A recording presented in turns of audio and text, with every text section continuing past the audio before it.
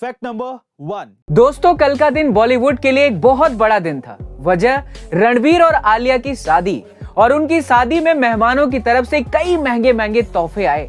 लेकिन एक तोहफा ऐसा भी था जिसकी चर्चा पूरी सोशल मीडिया पर अभी तक चल रही है। और मजे की बात तो यह है कि ये तोहफा किसी एक्टर या डायरेक्टर से नहीं दिया, बल्कि सूरत शहर के एक जौहरी ने दिया। ये जौहरी खुद को रणवीर और आलिया का बड़ा फैन मानता है और इसलिए उसने एक स्पेशल बुके तैयार करवाया। इस बुके में सोने के गुलाब के फूल हैं जो 100% प्योर गोल्ड से बना हुआ है। बहरहाल रणवीर और आलिया की शादी सुर्खियों में बनी हुई है और शादी से जुड़ी कई फोटोज भी सोशल मीडिया पर वायरल हो रही है।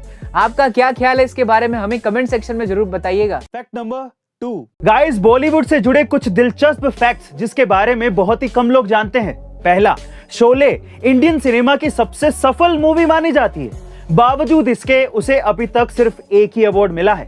दूसरा, करण अर्जुन मूवी में सलमान खान की जगह पहले अजय देवगन को कास्ट किया जाना था, लेकिन अजय देवगन ने इस मूवी को करने से ही मना कर दिया।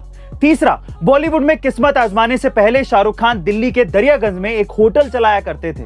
चौथा, तमिल मूवी मोंदरू मोंदीचू में श्रीदेवी ने रजनीकांत की मां का किरदार निभाया था, लेकिन हैरानी की बात यह है कि श्रीदेवी उस समय महज 13 साल की थी। और पांचवा, मूवी टिकट खरीदने के मामले में इंडिया पूरी दुनिया में टॉप पर है और मूवी टिकट की सबसे कम कीमत भी इंडिया में ही है। Fact number 3। गाइस, एक बार एक क्लास के टीचर ने क्लास में सभी बच्चों से कहा कि मैं आप में से किसी एक को 500 रुपए का नोट दूंगा, जो भी इसे लेना चाहता है वो अपना हाथ उठाए। वहां मौजूद सभी बच्चों ने हाथ खड़े कर दिए। अब उस क्लास के टीचर ने उस 500 रुपए के नोट को हाथ में लेकर मरोड़ दिया।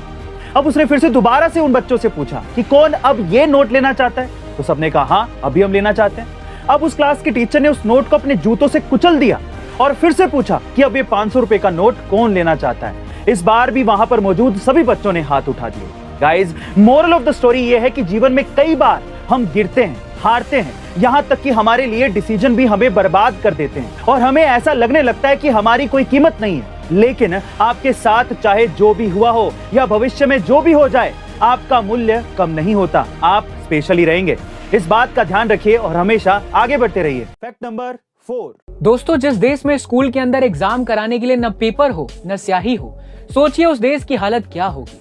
जी हाँ दोस्तों, हम बात कर रहे हैं हमारे पड़ोसी देश श्रीलंका की, जहाँ 1 किलो चावल 500 रुपए का है, 1 किलो शक्कर 290 रुपए का और पेट्रोल का दाम आसमान की बुलंदियां छू रहा है 283 रुपए लीटर। दरअसल श्रीलंका की इस हालत के लिए 3 बड़े कारण हैं। पहला, कोरोना, क्योंकि श्रीलंका की जीडीपी का एक बड़ा हिस्सा टूरिज्म से कवर होता था, लेकिन कोरोना की वजह से यहाँ टूरिज्म आना बंद हो गए, जिससे आर्थिक तंगी आ गई।